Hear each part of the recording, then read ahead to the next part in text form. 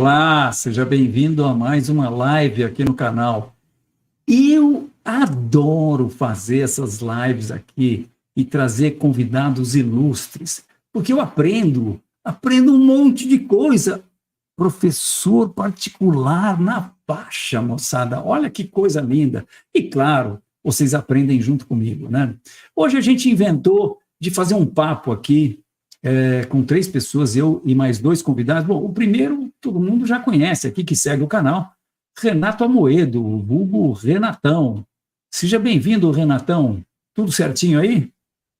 Minha honra, professor. Minha honra, como sempre. Hoje vai ser o episódio que eu vou ficar mais calado de todos que eu já apareci sócio do canal. Viu? Hoje eu vou ficar caladinho, ouvindo mais do que falando. Só vou falar se eu for diretamente questionado, não é isso? E eu já falei para ele que se ele acha que ele vai ficar calado, está muito enganado.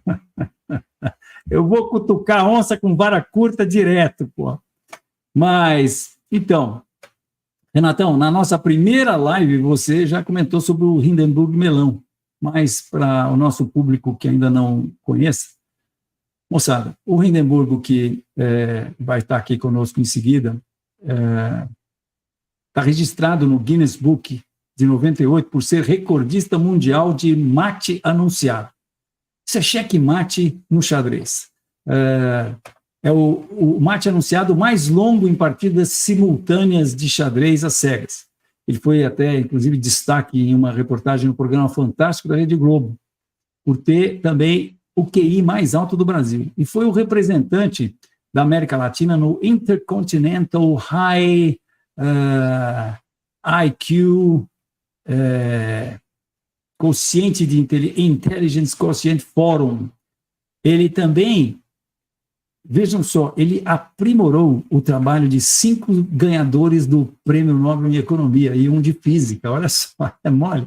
Ele é autor de centenas de inovações em diferentes áreas, e o seu sistema de inteligência artificial, chamado Saturno 5, acumula mais de 900% de lucro dolarizado desde agosto de agosto de 2010.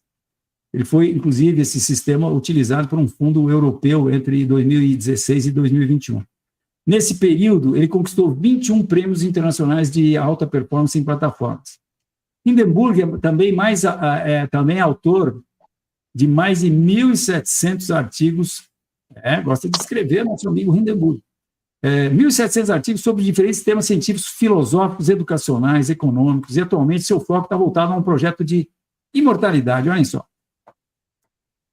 Muito bem, então, por indicação do próprio Renato, seja muito bem-vindo, Hindenburg Melão, aqui ao nosso canal, nossa live. Agradeço muito pela oportunidade de falar sobre os nossos trabalhos, né? E também gostaria de fazer um elogio ao pessoal, já falou um monte de coisa a meu respeito. O Amoedo, por exemplo, o pessoal às vezes aprende ele como engenheiro, mas além de engenheiro, ele também é doutor em administração. Ele foi primeiro classificado no ENAD, que é um concurso de âmbito nacional, né? E foi primeiro colocado no Erasmus Mundus Scholarship, que é se me corrija se eu estiver errado, mas pelo que eu saiba, ele é uma espécie de um vestibular, para a pessoa já tem graduação e vai fazer uma pós-graduação no exterior, na Europa, principalmente. Pós-graduação. Ele participa do mundo inteiro, né? Ele passou em primeiro lugar no mundo, competindo com pessoas do mundo todo, né? Para uma pós-graduação na Europa, ele passou em primeiro lugar nesse concurso do Erasmus Mundus. E tem outras conquistas que ele fez que são muito importantes. E o Fausto todo mundo já conhece, que é um ícone do mercado brasileiro, desde os anos 90, dos anos 80. Quando eu comecei em 2005, o Fausto já era muito famoso, todo mundo falava já, né, nas análises do Fausto, que ele publicava pela Enfoque. Inclusive, a gente estava conversando agora, aqui antes de começar, sobre ele publicou em 2008 um artigo que tinha um gráfico que começava em 93, com a Bovespa, e até 2008. E eu nunca vi um gráfico como esse, né? Os mais antigos começavam em 68. Eu até gostaria que ele falasse um pouco mais sobre esse gráfico, porque né, eu nunca vi um gráfico desse. A primeira vez que eu vi dele, o único vi até hoje, né? Foi esse aí. O gráfico está aqui, ó. Esse aqui é o gráfico, o pôster que nós fizemos do Bovespa, só do Bovespa. Ele é o IBVSP. Hoje em dia nós temos um outro pôster ele é o BVSP. O código dele. Agora, hoje nós temos um outro pôster que é do IBVSP, porque é um pedaço com as cotações da Bolsa do Rio, que é justamente esse período de 63 a 65. Isso aí, construção, né, que você estava comentando, foi arqueológico praticamente, foi um processo arqueológico de pesquisa, coleta de dados, porque não existia um banco de dados que você vai na internet e baixa os dados prontos, você teve que ir construindo, teve que contratar uma pessoa, inclusive, para fazer uma parte da coleta dos dados, compilar tudo, tabular aquilo, para poder reunir de 63 até 68, porque não existe, né? Não tem ninguém no Brasil e no mundo que tem esses dados, né? Eu cheguei na Bolsa do Rio e falei, vocês têm aí as cotações do IBV de 63, quando começou a ser publicada no Jornal do Rio, até hoje, até 68. Vocês têm aí um arquivo eletrônico? Eu falei, não, arquivo eletrônico. Mas você tem um BD, aqueles boletins, né? Que é uma vez por semana, uma vez por dia, uma vez por semana. Assim que eu peguei as cotações da Bovespa, fui lá na Bovespa, porque a Bovespa só tinha cotações a partir de 86. De 86 até 68, eu fui na raça lá. E aí os caras também não tinham, porque teve um cara lá que jogou tudo fora. E aí eu fui na Biblioteca Nacional, lá na Avenida Rio Branco, e lá eu peguei uma fitinha de microfilme, sentei lá e fiquei vendo as cotações do IBV. Você tinha que ir jornal por jornal, por dia. Demorei 2 horas para pegar 2 meses lá de 67. Depois contratei um amigo meu para ele fazer isso para mim, e ele ficou 6 meses levantando isso lá no jornal, na sala que eles tinham lá, que chamava Cafoco. Isso aí, a gente tem umas historinhas para contar, né, Hindenburg? Pois é.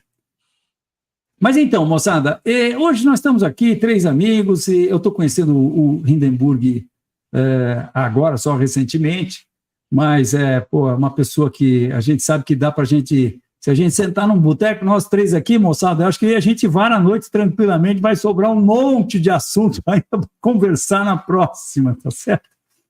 Então, é um prazer muito grande estar aqui com você, espectador, e hoje eu quero começar essa nossa live de uma maneira diferente. Eu quero prestigiar o nosso primeiro telespectador, que está aqui já, desde as 1h20 da tarde, ele já estava aqui, nós estamos começando a live às 18 horas, né? Que é o Carlos. E o Carlos quer saber da gente, do melão, quais são os indicadores técnicos mais úteis para operar no mercado brasileiro, e gostaria também de saber a opinião do mestre Amoedo e do mestre Fausto. Agora, Carlos, com a sua licença, eu quero pegar sua pergunta e elaborar ela um pouco, porque eu quero muito saber a opinião do Hindenburg sobre indicadores. Porque quem me segue aqui no canal sabe que o meu gráfico é esse aqui. Esse aqui é o gráfico de Bitcoin. E aí a gente aproveita e dá uma mostradinha na queda que o Bitcoin deu, né? Isso aqui agora está com cara de acumulação de continuação, né? E mais uma lambida aqui no S&P. O S&P, depois de ter rompido uma resistência importante, está negando fogo. Vamos ver o que vai acontecer com isso aí, né? Mas o que eu queria dizer é que no meu gráfico você vê um indicador. Sabe qual é, Hindenburg? O preço. É porque eu acho que, primeiro, a gente não opera IFR, Bollinger Bands, a gente opera um negócio chamado preço, né? E eu acho que alguém para ver um indicador... Bom, mas eu estou me adiantando, eu queria que você dissesse... A minha pergunta é o seguinte, você acha que um indicador numa tela de um trader pode, de fato, ajudá-lo? Um trader tem condições de extrair de um indicador, ou de 2 indicadores, ou de uma combinação de indicadores, ele tem condições de extrair indicações importantes do movimento futuro dos preços? Então, como a gente estava conversando um pouco antes da começar a live, né? Tem 2 abordagens diferentes. Se a pessoa vai operar manualmente, se ela vai analisar aquilo e tomar decisões no nível humano, que ela consegue fazer os cálculos e tal, ou se vai ser um computador, um sistema de inteligência artificial que vai analisar e vai... ele pode administrar um volume muito maior de dados, né? De dados mais complexos também. Então, isso depende. Se você vai analisar manualmente, e você coloca 3, 4, 5 indicadores, fica uma poluição visual que não dá para extrair quase nada daquilo. Até melhor usar 1, ou no máximo talvez 2. O Buffett, por exemplo, ele costumava dizer que ele fazia uma operação a cada 2 anos, uma operação a cada 3 anos, que não fazia muitas operações. E a mesma coisa com relação à quantidade de gráficos que você de elementos visuais que você coloca no gráfico. Se você coloca muitos elementos visuais, você acaba poluindo mais do que ajudando a visualizar o que está acontecendo. Eu acho que, se for para analisar manualmente, é preferível uma quantidade pequena, 1 ou 2, talvez, eventualmente, talvez um pouco mais. Se você vai operar com um sistema automático, que você vai colocar 50 indicadores, 10 indicadores, depende de quais vão ser úteis. Você tem que fazer uma filtragem. Tem uma ferramenta estatística que se chama análise fatorial. Você identifica quais são os fatores principais, por exemplo, o PIB. Né? Quais são os componentes do PIB? Tem milhares de componentes do PIB. Mas desses milhares de componentes, você tem 2 ou 3 que são os mais importantes e respondem por 80% da variação do PIB. Então, se você identifica quais são esses 2 ou 3, você pega o elemento... No caso da inteligência, que acho que tem um fator G que representa a inteligência. Se você pega, por exemplo, um bom matemático, um bom físico, um bom escritor, um bom pianista, um bom gestor de investimentos, eles têm algumas características em comuns que estão presentes em todos eles. Né?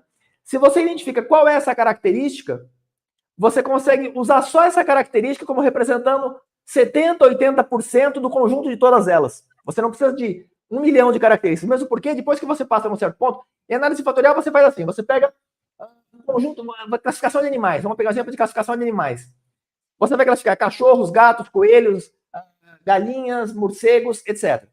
Você vai identificar elementos incomuns entre esses animais, podem estar relacionados à forma, aos hábitos, à alimentação, características diversas. Quais são as características que possibilitam classificar em grupos esses animais? Vamos supor que o tamanho seja um fator relevante, ou que o código genético seja um fator relevante. Vamos supor que o fato de botar ovo ou de amamentar o filhote com leite seja um fator relevante. Então você vai fazer a classificação com base num conjunto de critérios. Quais são os critérios mais importantes para essa classificação? Se você for considerar todos os critérios, eles têm muitas variáveis, milhões de características, esses animais. Mas se você tiver 1 ou 2, por exemplo, bota ovo ou amamenta com leite, você já faz uma classificação aqui, você já consegue separar muito bem uma quantidade grande de animais com apenas um critério. Né? A essência do mercado é justamente você identificar quais são esses critérios mais importantes que vão te dar uma primeira aproximação do que vai acontecer no mercado. Se você usa 2 indicadores, você tem um principal e um segundo que vai ser o auxiliar. Ele vai refinar um pouco aquela análise do primeiro. O primeiro já vai te dar 80%, 70%. Se você escolher corretamente, claro, você tem que identificar qual é o indicador que vai te fornecer essa informação mais essencial, né? Que vai responder por 70% da variabilidade da característica que você quer considerar. Se você identificar corretamente, às vezes você não identifica corretamente, você vai para o segundo melhor. Você pensa que é o melhor, mas é o segundo. Aí você vai pegar uns 20%. Aí já não é tão bom com 20% de informação. Mas se você identifica corretamente, pega o primeiro, você tem lá 70% de informação. Então você está perdendo 30%, mas só que você está perdendo milhões de outros indicadores. Mas esses milhões somados, eles vão responder só por 30% da variabilidade. Aquele primeiro sozinho, ele já representa 70%. Se você acrescenta mais um, e for corretamente o segundo melhor, ele vai para 85%. Você acrescenta mais um, você vai para 92%. Então, com 4 indicadores que sejam corretamente os 4 mais importantes, você tem 92% da variabilidade do mercado explicada por aqueles 4 indicadores principais. Só que tem um problema, quando você coloca 4 indicadores num gráfico, juntos, vai ficar um cruzamento de linhas que vira uma bagunça. Então, você não consegue visualmente fazer uma inferência útil a partir daquela poluição toda. Se você usa 1 ou 2... Pois é. Ou seja, você está dizendo que... Bom, eu estou entendendo que você está falando isso sendo administrado por uma inteligência, né? Não, que não é uma pessoa. Isso para uma pessoa. Se você colocar um indicador administrado por uma pessoa, você já tem 70% ou mais. Depende de qual indicador e depende de qual mercado, depende de qual ativo, depende do instrumento financeiro, depende de vários fatores. Depende do cenário específico. Mas, em geral, vamos colocar 70%. O importante é, em análise fatorial, se você identifica corretamente o fator principal, geralmente esse fator principal ele já explica 70%, porque você tem milhares de fatores, né, que explicam o que está acontecendo. Em qualquer situação. Isso estou dando um exemplo no mercado, mas pode ser em qualquer, no caso, classificação de animais, classificação de planetas, tem muitas finalidades que você analisa fatorial. Uma delas seria para entender o que está acontecendo no mercado. Para você entender o que está acontecendo no mercado, quantos indicadores você precisa? Depende. Se você identifica corretamente um indicador que ele é capaz de explicar 70% da variabilidade, Se você somar mais 1 milhão de indicadores, você não vai somar muita coisa em relação àquele um que você já está usando, que ele já explica 70%. Se você acrescentar mais um, você pode ter um ganho talvez de mais uns 15%, só que você tem um efeito colateral, que é a poluição do gráfico.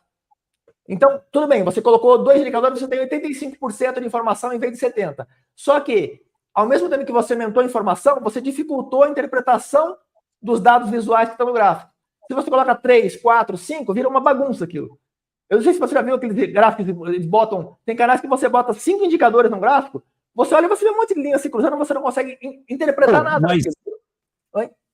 Mas para quem está de fora, ver aquele monte de eletrocardiograma na tela do cara, puta, aquilo impressiona pra caramba, né? O cara que não conhece, ele olha para aquilo, pô, que análise sofisticada. De fato é sofisticada, mas se você não consegue extrair informações úteis, qual a finalidade da análise fatorial? A análise fatorial, ela pega um conjunto gigantesco de dados e extrai o que é essencial naqueles dados. Então, a classificação de animais é um bom exemplo. Você pega muitos animais diferentes. Como é que você vai classificar esses animais? Um tem pena, outro tem pelos, outro não tem nem pena nem pelos. Aí você tem o ornitorrinco, que tem bota ovo e também amamenta, né? Você tem animais que têm características peculiares, mas no conjunto, 99% dos animais, você tem agrupamentos que só um critério só, bota ovo ou amamenta, você já separa 2 grandes grupos, com um critério só. Então, o importante é você identificar quais são esses critérios que vão te dar informação mais relevante para entender o que está acontecendo, para você... Porque a pessoa vou analisar pelo tamanho do animal. Pelo tamanho você não consegue tirar muita coisa, porque você tem cachorros de vários tamanhos, tem gatos de vários tamanhos, e você não vai fazer uma classificação útil a partir daquilo. Agora, se você identifica corretamente quais são os elementos mais fundamentais, né, você pode explicar muita coisa com um indicador. Né? E aí a gente volta para a pergunta do Carlos. O que está acontecendo no mercado, e não a quantidade ou quais indicadores você usa. Se você identifica corretamente os indicadores para o seu caso, porque tem situação que você usa, sei lá, índice de força relativa, ele vai te dar uma informação útil. Tem outros que você usa, ele não vai te ajudar em nada. Tem uns que você usa, sei lá, médias móveis exponenciais, outros você usa, não sei, estocástico. Depende do que você vai... Quando você está falando outro caso, é outro mercado, né? Porque tudo isso que você está falando é por mercado, tá certo? Pode ser outro mercado, outro instrumento financeiro, ou até uma outra época. Você pega, por exemplo, Telemar. Telemar em 2005 não é Telemar hoje. Telemar hoje caiu a liquidez, mudou muitas características que ela tinha em 2005 e ela não tem agora mais. Então, o mesmo instrumento financeiro no mesmo mercado, ele pode mudar ao longo do tempo e você tem que adaptar os seus indicadores para o que o mercado está pedindo. Você tem que interpretar o que o mercado pede que você faça e reagir em conformidade com o que o mercado está pedindo, né? Moçada, antes de eu passar a palavra para o Renato aqui, que ele queria falar, a gente tem que exercitar as memórias aqui. Vai falando, o outro está falando, tem que guardar na memória 22 para voltar, hein? Vai fazer que eu ontem, no meio da aula, que eu fui responder uma pergunta lá, e depois eu falei, quem falou que eu sabia pegar o fio da meada de novo? Mas eu falo muito aqui no canal, cara, que o cara, para poder usar indicadores, ele tem que ser um bom analista técnico. Eu acho que você está endossando aí o que eu estou falando, né? Quer dizer, não é você pegar o IFR e falar, não, o IFR, porque ele cruzou 20 aqui, está subindo, é para comprar. Pô, não tem almoço de graça, né, moçada? Mas, Renato, você tinha uma observação a falar? Só para terminar, então, desculpe, Renato, é só para terminar. Então, eu digo o seguinte, o cara, para usar indicador, ele tem que ser um baita analista técnico. E eventualmente... o que o mercado está... Porque, assim, você não tem que colocar o que você quer no mercado, você tem que entender o que o mercado está pedindo que seja feito para que ele possa te fornecer informações úteis para que você tome decisões sobre como o mercado está se comportando. Então, você tem que ler o mercado e compreender o que o mercado está dizendo. Alguns indicadores vão ser mais úteis em algumas situações, talvez em outras situações nem tanto, mas tem alguns que são válidos em uma grande variedade de situações. Né? Então, você tem, no caso como você citou, o seu indicador, no caso, o preço é uma informação geral que vale em todos os mercados. Né? Qualquer mercado que você for usar, você vai usar o preço, ele vai te fornecer informações fundamentais do que está acontecendo. Então, peraí, não confunde, pô. O preço não vai fornecer informação fundamental coisa nenhuma, pô. Ele fornece indicações técnicas, de análise técnica. É porque a análise fundamental, você vê que a concorrência aqui é análise técnica, pô. É porque a análise fundamentalista, também, em última instância, ela usa a análise quantitativa, eles dizem que não, mas no fundo, qualquer processo decisório, né, se você vai analisar, por exemplo, balanço de empresa, você está usando dados quantitativos ali. Os balanços de empresa, você tem informação ali. Eles podem não usar os mesmos indicadores técnicos que são usados na análise técnica, mas eles, de uma forma ou de outra, todos usam análise quantitativa de um jeito ou de outro. Essa discriminação que tem, no Brasil, observa muito, quando a pessoa entra no mercado, se a pessoa tem muito dinheiro e tal, ele vai para análise fundamentalista, sem nem analisar, ele nem pensa, ele nem... E se ele vou fazer curso, eu quero aprender, eu quero mesmo investir. Aí ele vai para análise técnica. E não é assim, é uma análise muito superficial essa. Inclusive, no exterior, o melhor analista do mundo é o analista quantitativo, que é o James Simons. Né? Quer dizer, o Buffett ganhou tirando os últimos 15 anos que ele caiu um pouco de performance, mas até 2008, antes da crise de 2008, o Buffett tinha 22% ao ano. O Simons tinha 76% ao ano. Desde 1982, quer dizer, o Simons ganhava 3 vezes mais que o Buffett por ano, usando análise quantitativa, análise técnica. Né? A base do Simons era análise técnica. E o Buffett um fundamentalista. Né? O Soros também. O Soros tinha 26% ao ano. Então, quer dizer, se usar as boas ferramentas, as melhores ferramentas da análise técnica, você consegue resultados tão bons ou melhores até do que a análise fundamentalista. Só que no Brasil tem esse preconceito muito forte. Em parte, tem um certo fundamento, porque se você vai ver os grandes fundos, eles são principalmente fundamentalistas. Né? Mas eles não refletem o que acontece no exterior, principalmente. Então, se você compara em escala global, as melhores ferramentas usadas, os melhores resultados concretos obtidos são com análise quantitativa, né? Renatão, antes de eu dar um pitoco aí para dizer por que os fundos com análise fundamental têm se dado bem para caramba, vou botar um certo gráfico do Dow Jones aí, mas você está muito calado, Renatão. Poxa vida. Antes também de eu cutucar o Hindenburg para ele responder a pergunta do Carlos, que ele quase respondeu, mas não respondeu. Fala aí, Renatão, o que você acha disso tudo? Ele explicar que as heurísticas, né, que nenhum modelo é perfeito, nenhum modelo vai ter um número vai ter uma previsão total da realidade, porque se você conseguisse fazer um negócio desse, você ia ser Deus, você ia criar seu próprio universo, se tivesse essa capacidade de prever todos os fatores que prevêem qualquer coisa. É aquela frase que vem das finanças, mas é muito usada também nas ciências, né, de que todos os modelos são imperfeitos, mas alguns são muito úteis, né? Existe um trade-off entre capacidade explicativa e complexidade, que inclusive uma das coisas que, inclusive o Hindenburg é um especialista, que é a inteligência artificial, é você mudar o ponto ótimo desse trade-off, criando mecanismos que simplifiquem a leitura dos dados. Quem vai processar vai ser... até errado usar essa expressão inteligência, né? O algoritmo lá que vai simplificar o investigado, né? Mas em relação a esse negócio de fundamentalista e técnica, meu problema com a análise fundamentalista é que é tudo mentira, porra. Os dados de empresa, você confia depois do esquema... Se na Enron, se na época nos Estados Unidos era tudo mentira, em empresas auditadas, Big Four, se quem puder, assista aí, como é aquele documentário, The Big Short, A Grande Jogada, né? Ele explica como era tudo mentira e as empresas de auditoria comiam bola e era tudo mentira. Como é que você vai tomar decisão baseado em Sumiu aqui, Pegamos o Renatão. Voltamos com o Renatão. Tem acesso à informação que nós não temos, não é isso ou não? Peraí, perdemos esse pedaço aí, muito importante. O que você falou, Renato? Que nós tem acesso? Quem tem acesso? Como é que é? Esses grandes gestores, esses caras que estão brocando, não é porque eles tenham apenas uma capacidade mental maior do que o cara que está operando dentro de casa, no fundo de quintal, a Mrs. Watanabe lá, né, que é o trade da mulher do cara do japonês, que nem tem formação nenhuma, que faz a gestão da família dela, né, Mrs. Watanabe, que os caras chamam nas finanças. É isso.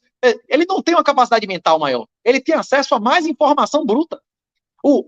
A análise técnica expõe todo o conhecimento de todas as pessoas do mundo. A análise fundamentalista vai depender de uma porra de um balanço lá que pode ser mentira, porra, como já foi mentira na Enron em dezenas de casos, não é isso? Esses caras têm gente dentro da empresa, tem inteligência privada, tem acesso a político, tem acesso a outros bilionários, ele tem acesso a informação que não está publicada em lugar nenhum.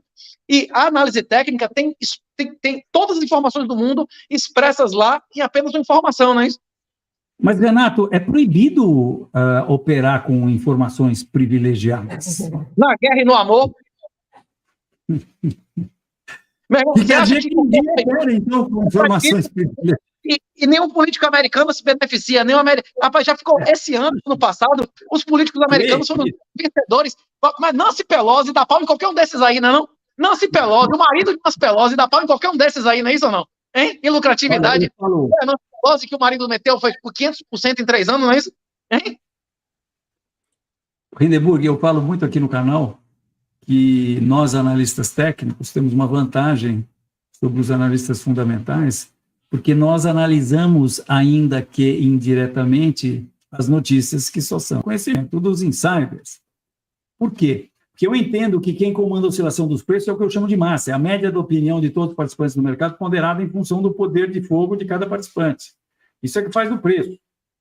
Quando essa média é altista, o preço sobe e acabou. Quando essa média é altista, tem mais gente, proporcional ao poder de fogo de cada um, tem mais gente jogando ordem de compra, tem mais ordem de compra chegando no pregão, o preço vai subir e acabou, tá certo? Agora, dentro dessa massa participam os insiders, e muitas vezes a ação dos insiders é responsável por oscilações dramáticas nos preços. E a gente fica lá que nem mané sem saber por que aquele troço está caindo. Ou, por exemplo, por que o Bitcoin caiu, mas puxa vida, bandas de Bollinger, Rainbow, não sei o quê, não sei mais o quê, um monte de gente falando que vai subir e o Bitcoin, bum!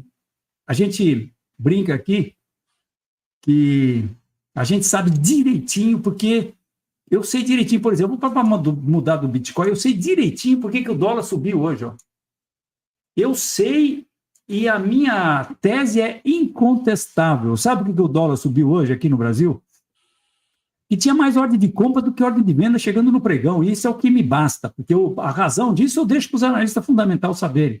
Agora, provavelmente tem ação de insider aí nessa alta do dólar.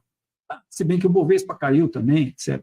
Mas, enfim. Hindenburg, o Carlos queria saber quais indicadores técnicos? Porque você falou muito de a gente ter que escolher qual é aquele indicador que você pega. Então, será que a sua resposta depende? Ou você quer dar uma resposta? Eu quero responder. Tem 4 comentários que eu gostaria de fazer no comentário do Amoedo. Inclusive, um deles você já comentou agora há pouco, que é justamente essa questão de que todas as informações que acontecem no mercado, elas se refletem nos preços, e quando você analisa os preços, você está indiretamente considerando o conjunto das notícias. Além das notícias que são divulgadas, você está considerando também aquelas que não estão disponíveis ao público, né? Então, você está considerando um conjunto mais abrangente de informações, só que tem algumas complicações, aí eu vou chegar nesse ponto. Vou começar, primeiro, a falar das porcentagens, que ninguém consegue prever tudo o que vai acontecer no mercado, você tem sempre uma incerteza. De fato, a gente opera para conseguir 60% de acerto, com 60%, quando tem operações de mesmo comprimento do ganho em relação à perda, né? Algumas operações são mais longas, então você pode ter maior porcentagem. Tem, por exemplo, a configuração do Saturno, que ela tem 38% de acertos, mas cada acerto ganha 2 vezes mais do que cada perda. Então você tem um stop mais curto do que o objetivo de lucro, você pode ter menos de 50% de acerto e mesmo assim você fica no lucro em média, né? Então, mas para operações de mesmo tamanho, você tem 60%, 55% de acerto, você já cobre todas as taxas e ainda fica no lucro. Então a gente não opera para acertar 100%. Ninguém acha que acerta. Inclusive, tem aquele sistema de martingale que ganha 99%, aquele 1% que erra, perde tudo, né? Ele erra 1% e perde o total que tinha acumulado de ganho. Então, o objetivo não é você acertar a grande porcentagem, é você ter uma relação entre lucro e perdas, que os ganhos sejam maiores do que as perdas ponderadamente pela quantidade e pela porcentagem. A outra parte que ele tinha comentado, eu vou passar para essa última que você comentou também, que é com relação ao mercado, os preços refletirem todas as informações que estão nas notícias. Na verdade, tem uma perda de informação nesse processo que dificulta quando você vai fazer a engenharia reversa para interpretar o que está acontecendo. Se você tem, por exemplo, você fez engenharia, né, Fausto? Fez engenharia. 2 anos, 3 anos de engenharia. 3 anos. Mas... O Amoedo também fez engenharia também, né? O Amoedo fez engenharia. Você tem, por exemplo, uma série de Fourier, né? Numa série de Fourier, você tem vários senoides que estão compondo uma outra figura. Você tem, sei lá, 10 curvas que estão compondo uma outra curva. Tem 10 curvas que estão se movimentando. Pegar o Bovespa, pegar o índice Bovespa. O índice Bovespa, ele está refletindo ponderadamente todas as ações que compõem aquele índice, né? Então, você tem lá aquela curva que é o Bovespa. Se você conhece características individuais, por exemplo, da Petrobras, e você sabe que tem um problema do petróleo, sei lá, invadir o Iraque, teve algum problema lá. Você sabe que isso vai, de alguma forma, repercutir na Petrobras, que, consequentemente, vai repercutir na Bovespa e todos os outros índices que utilizam o petróleo como parte do processo, né, da composição do índice. Então, se você tenta analisar o índice final, o resultado final, que seria o IBOV, você vai ter uma informação lá que vai refletir o conjunto de tudo. Por outro lado, para você interpretar aquele conjunto, aquela massa gigante de dados que está sintetizada numa cotação só, é mais difícil você entender o que aconteceu por trás. Então, se você tem as notícias também, se você considera também as notícias, você pode adicionar alguma informação que pode ser útil para uma interpretação mais completa do que tem lá. Né? Não quer dizer que vai... Eu só uso análise técnica, eu não usei análise fundamentalista, mas existe alguma informação que é perdida nesse processo. Então, os preços, eles refletem de fato tudo. Só que há não é uma perda, mas é uma degeneração da informação. Você tem um evento que fez subir a cotação, outro que fez cair. Em média, eles vão se anular, não exatamente na mesma proporção, pode ser que predomine um pouco a subida. Né? Você tem um que faz subir 3%, outro que faz cair 2%.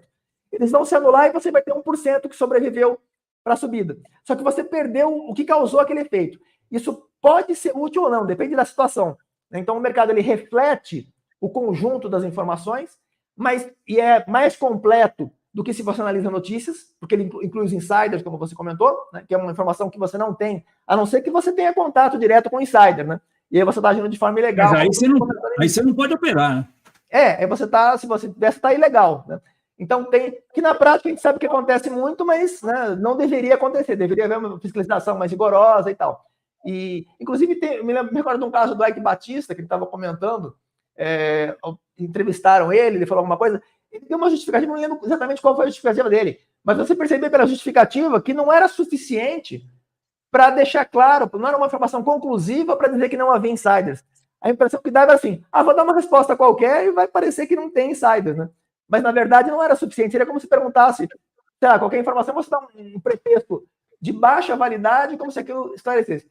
Mas, enfim, o ponto eu acho que é importante isso. Então, reflete, de fato, né, o conjunto de todas as cotações, todas as informações, inclusive aquelas que não aparecem na mídia, inclusive aquelas que deveriam ser sigilosas, né?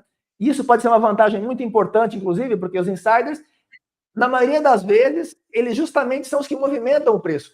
Porque geralmente o preço ele fica quase sempre oscilando. Quando ele dá uma subidinha, uma descidona, né, uma subidona, uma descidona, é porque tem uma predominância de pessoas com um volume grande de dinheiro que estão empurrando naquela direção. E se eles estão fazendo isso com confiança, é porque eles têm uma informação privilegiada, quase sempre. Especialmente quando é normal, como o caso da Bitcoin, que você comentou agora há pouco. Teve, por exemplo, na Petrobras, acho que foi em 2011, que foi descoberta um reservatório, uma reserva de óleo e gás. Não sei, lembro se era da OGX ou se era da própria Petro, que foi descoberta na época. A informação não tinha sido divulgada. E você deve lembrar do que aconteceu naquela época, né? Estavam todas as ações caindo e a Petro subindo. Só a Petro subindo e o resto da Bovespa caindo. O que indicava aquilo? Provavelmente os investidores que receberam, alguns investidores de grande porte, receberam informação privilegiada do que estava acontecendo, os outros ainda não sabiam porque a notícia não foi divulgada, eles venderam as ações que eles tinham de outras empresas, por isso que caiu, né? Provocou aquela queda porque eles venderam, e a Petro subiu porque eles entraram comprando na Petro, com informação privilegiada. Então, quer dizer, quando você analisa os preços, em vez de analisar as notícias, você consegue deduzir ou pelo menos ter uma ideia aproximada desse tipo de coisa. E com os preços, com as notícias só, você não consegue. Então, quer dizer, tem esse ponto positivo, você enxerga uma informação mais globalizada do que está acontecendo, mas também mais completa, não só mais globalizada, mas mais completa, tudo ponderado corretamente. E outro ponto que eu gostaria de comentar sobre a análise fundamentalista também, é que eles vendem a ilusão de que a análise fundamentalista se baseia em aspectos conceituais, enquanto a análise técnica é uma questão mais... Eles dão a impressão assim, o analista técnico é como, sei lá, um eletricista. Não, não é. É muito mais... O cocô do cavalo do bandido também eles usam bastante. Oi? O cocô do cavalo do bandido eles usam bastante. Eu ouvi muito isso aí. Eles colocam de uma forma... Em alguns pontos eles fazem uma descrição, porque tem muita analista técnica, você deve conhecer vários que eles fazem umas coisas que realmente dá até medo, né? Você vai ver o que eles estão fazendo lá. Agora, mas fundamentalista também tem. Inclusive tem um estudo que foi feito, que foi publicado no Wall Street Journal, acho que foi em 2000 e... eu não me recordo, mas era de um chimpanzé. Eles pegaram um chimpanzé, colocaram uma venda nos olhos do chimpanzé, deram uns dardos para ele jogar, treinaram ele para jogar uns dardos numa lousa, e na lousa tinha os nomes das ações. E esse chimpanzé escolhia as ações jogando dados com os olhos vendados.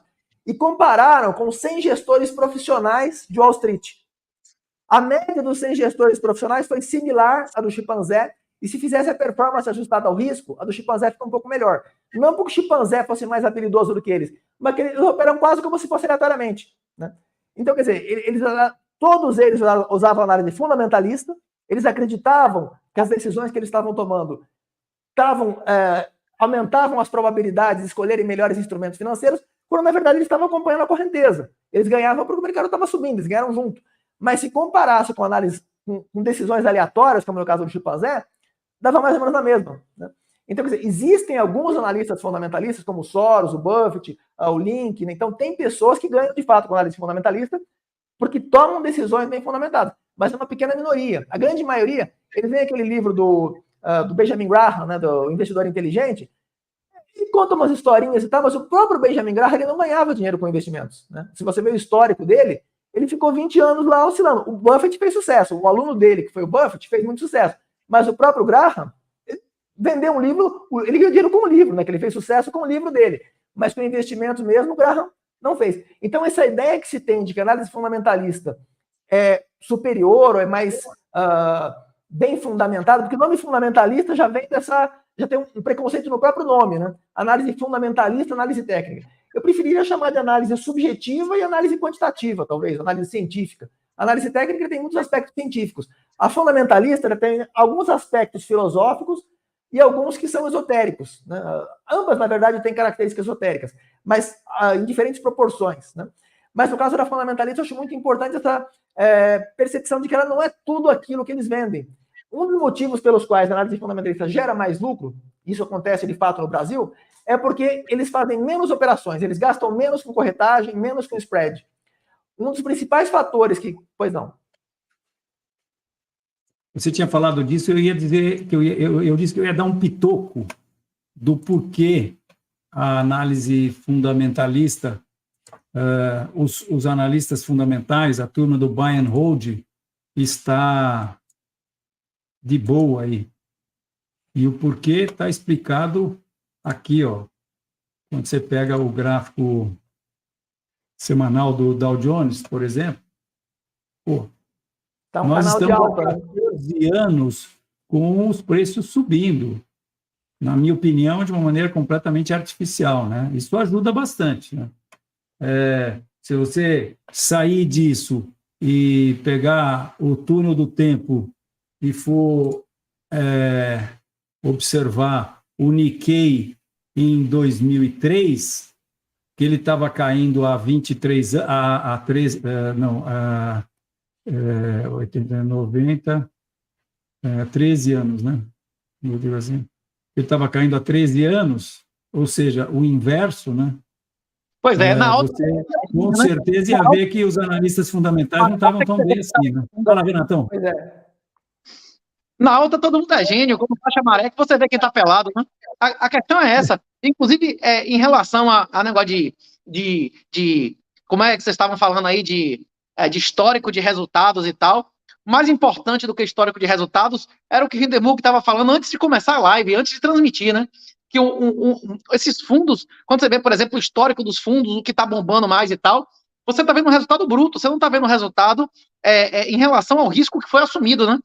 Mais importante quando você desenvolve um bot, quando você desenvolve uma metodologia, mais importante do que você ampliar o resultado médio, a esperança de ganho, é você garantir a sua sobrevivência financeira, não do stop e tudo mais, porque não adianta você ter um resultado médio maravilhoso e você ser obliterado financeiramente antes do fim do jogo, né? Como você mencionou lá do martingale. O martingale só funciona quem tem fundos infinitos para ficar dobrando até sair quando estiver ganhando, né? Se o cara for... Não adianta se alguém tivesse fundo infinito para ficar dobrando, né? A ideia é... Exatamente, quem tem recursos infinitos... O cara quebrar, né? Ele vai ganhar durante um tempo. Quem tem tempo infinito não tem custo de oportunidade, e quem tem recursos infinitos não precisa fazer gestão de risco, não é isso? Agora, já que não existe mortalidade ainda, e não existe recursos infinitos ainda, só o governo, né, que imprime moeda infinito, a gente tem que fazer gestão de risco, não é? E outro ponto do martingale é que você tem uma probabilidade mais ou menos de 50% de quebrar antes de chegar a 100% de lucro. De 75% de quebrar antes de chegar a 200% de lucro. Então, quer dizer, à medida que vai aumentando o lucro, vai aumentando a sua probabilidade de perder tudo. Né? Hindenburg, olha, eu não posso deixar de notar aqui a pergunta do Joás Holanda, que nós falamos muito de analistas. Eu queria saber a opinião de vocês sobre... E falamos também de tomar muito risco. O que vocês acham do anunciado short do Michael Burry aí nos mercados americanos? Eu primeiro gostaria de comentar, eu não respondi até agora a pergunta do Carlos, né? O Carlos acabou de tá aqui na memória. Vamos começar a comentar. Vai lá, manda bala. Vamos começar com o Carlos. Então, eu pulei o Carlos aí. Vamos voltar. Bom, os indicadores que eu uso no Saturno, todos eles eu desenvolvi. Tem uma verdade que não desenvolvi, mas quase todos os outros eu mesmo ou desenvolvi ou adaptei indicadores. Principalmente, eu uso indicadores que indicam tendências baseadas, equivalências a médias móveis, mas não são propriamente médias móveis, mas são bastante semelhantes. Por exemplo, o Bill White de Tuckey, ele tem propriedades semelhantes, ele é um estimador de tendência central, né? Só que ele é menos... Como é que chama esse indicador? Oi? Desculpa, como é que chama esse indicador que você falou? O Bill White de Tuckey. Ele é praticamente uma média móvel, só que ele é mais... Prazer. Ele é menos sensível a outliers. Então, se você tem um movimento, de repente você tem um spike que vai lá para cima e volta, ele ignora aquele spike. Ele vai considerar que a média está acima.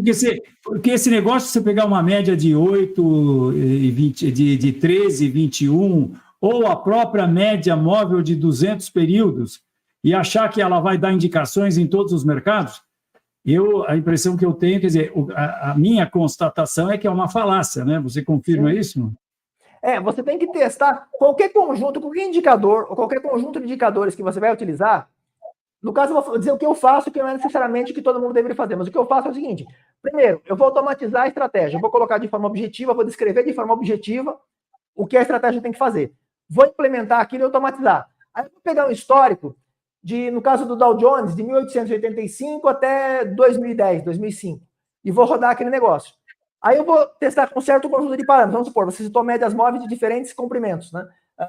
21 dias, 30 dias, 240 dias, 9 dias. Vou pegar médias diferentes, como cruzamento de médias, cruzamento de 3 médias, vou colocar lá.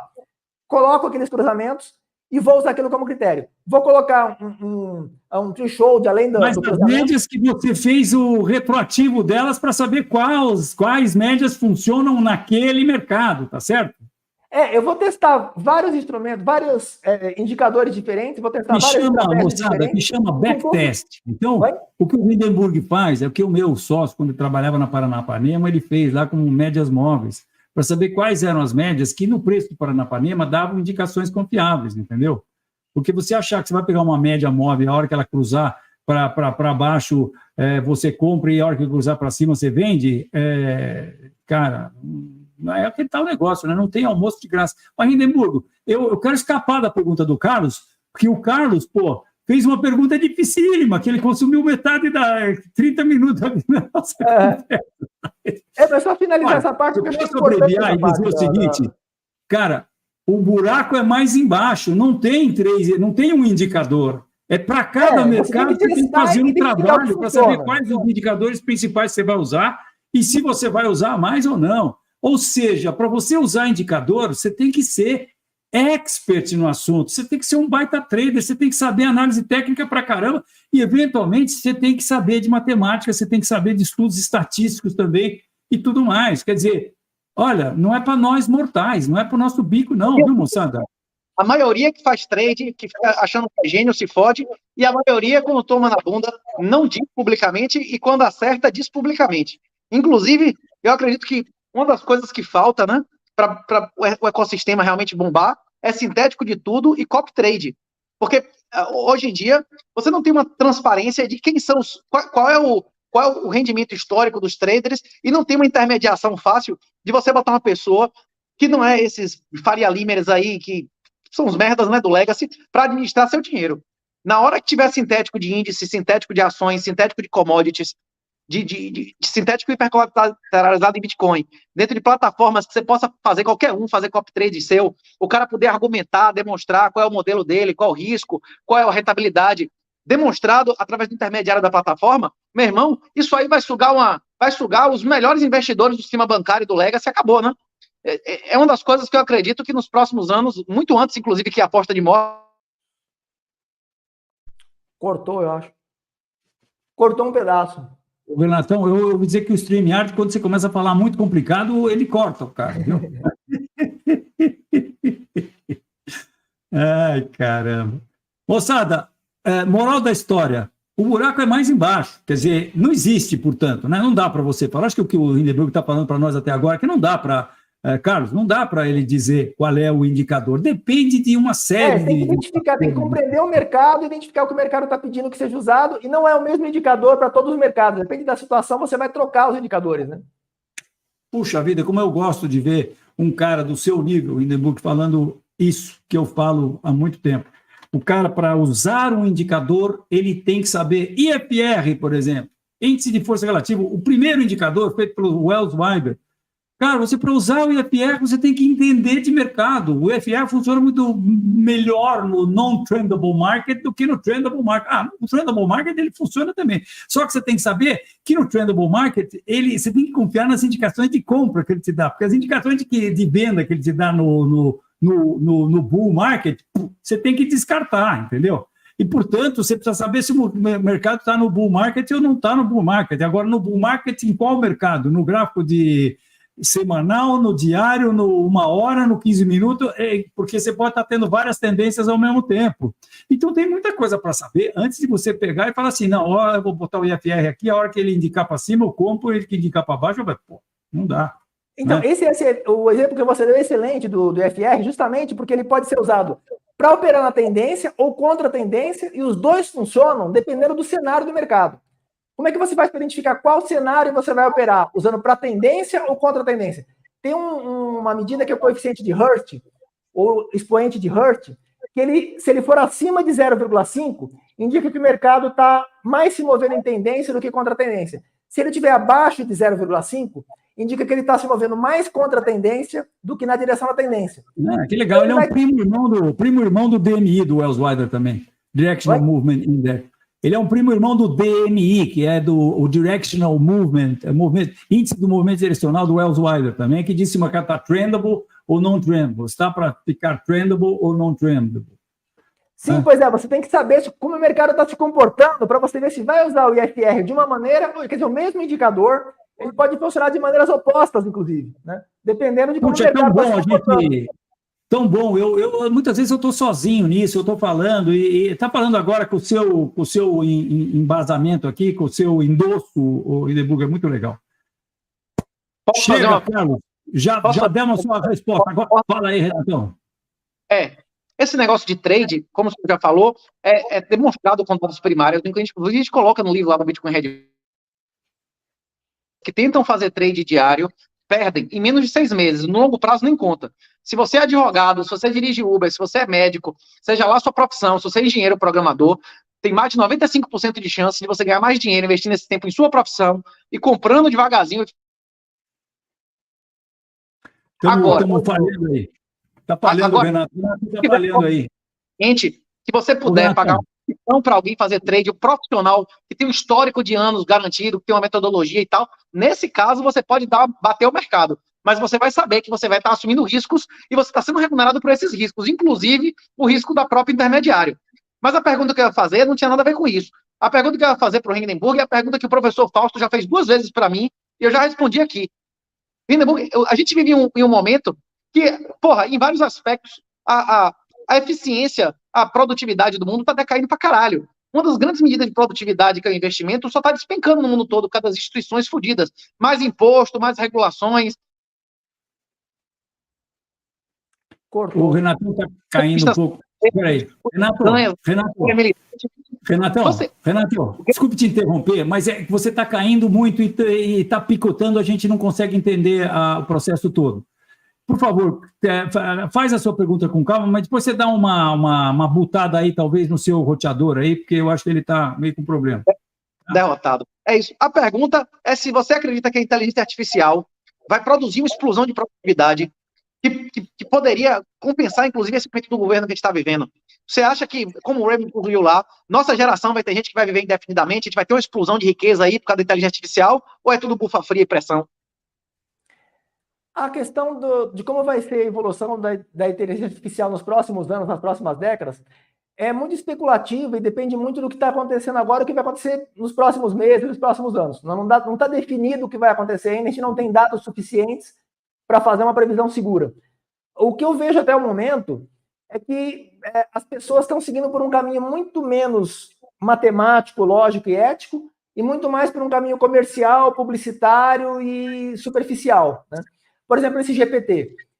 O GPT é uma ferramenta que poderia ser muito melhor do que ele realmente é se eles focassem mais na heurística. Eles estão desenvolvendo o GPT, por exemplo, eles aumentaram o número de parâmetros. Ele tinha 175 bilhões de parâmetros. Eles aumentaram para 100 trilhões de parâmetros sem melhorar a heurística dele. Quer dizer, a heurística é o quê? A parte pensante dele, o que vai determinar a capacidade dele de analisar aqueles dados e tomar decisões eficientes. Eles não melhoraram em nada a heurística e aumentaram o número de parâmetros. Ele vai ter o quê? Ele vai ter vários problemas de overfitting, né? Um dos problemas vai ser esse. Eles aumentaram o banco de dados. Ele já tinha um banco de dados gigante e aumentaram mais ainda o banco de dados. Quer dizer, é bom o banco de dados grande? Sim, desde que você tenha um critério eficaz para você filtrar esses dados. Porque ele já faz uma filtragem problemática em vários pontos. Ele tem viés, eu lembro que você comentou, inclusive foi na entrevista com o Falto, você comentou sobre o jailbreak, né? Que para o GPT ele dá as respostas sem as intervenções dos programadores. Que ele dá as respostas do que ele, entre aspas, do que ele realmente acha, né? E esse mesmo com esse jailbreak, mesmo sumiu a moeda. Ele tá ouvindo? O TED, não era TED? O cara falar a verdade, né? Exatamente. Quer dizer, mesmo que você coloque, ainda assim ele vai ficar muito limitado ao que ele estudou. E não só o que ele estudou, mas ele não tem uma filtragem eficaz. Porque se você pega todo o volume de informação que existe no mundo, é 99% de bobagem. Então não adianta você ter um volume gigantesco de informações se você não tem informações úteis e eficazes. Se você pega, por exemplo, o século XVIII, século XIX, século XVII, você tem talvez metade ou um terço das informações de alto nível que tem hoje. Quer dizer, tinha muito menos informação, mas se você pega as informações realmente úteis, é um pouco menos só, um terço, talvez um quinto do que tem hoje, já existia naquela época, né? Então, se você aumenta essa quantidade de informações, você não está melhorando de fato o sistema, você está fazendo uma publicidade que vai dizer, agora aumentou o número de parâmetros do GPT, agora ele tem 1000 vezes mais parâmetros.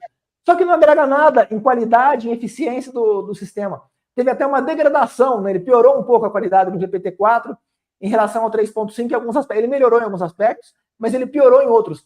E um dos problemas que ele piorou foi justamente em extrapolações, né? Quando ele tem que extrapolar informações que ele não tem, ele tem que, entre aspas, deduzir alguma coisa nova, ele piora. Quando ele tem que interpolar dados dentro do que ele já conhece, ele interpola melhor porque ele tem mais dados. Então ele melhorou em alguns aspectos, mas ele piorou em outros.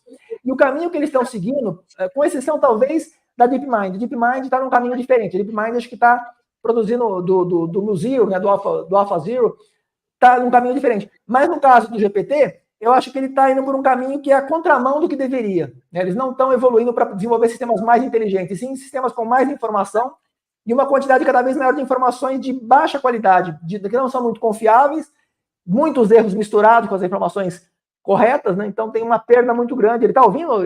Sumiu a imagem dele. Ele está ouvindo, ele está caindo um pouco. Pode continuar. Depois, olha, tem 590 pessoas nos escutando também, além disso. Um abraço para todo mundo aí. Em tempo real, Mas, Hindenburg, já que vou aproveitar que você interrompeu um pouquinho e te dizer o seguinte, olha, olhando esse gráfico aqui, eu não tenho a menor dúvida, porque uma coisa que eu aprendi nas muitas décadas que eu tenho aí de acompanhar os mercados graficamente e tal, é que, cara, quando você tem o lado esquerdo da montanha, você vai ter o lado direito. Eu ligo isso com a física, a ação e reação. A tendência de alta é uma ação, e para toda ação tem uma reação, e as reações guardam proporção com a ação. No caso dos mercados, guardam proporções Fibonacci, e a gente sabe empiricamente que quando você tem uma ação, o mínimo que vai acontecer na correção é o mercado corrigir ponto 382, que seria o mercado vir aqui. Isso significaria hoje o S&P cair de onde ele está até esse primeiro nível de correção Fibonacci, 51%.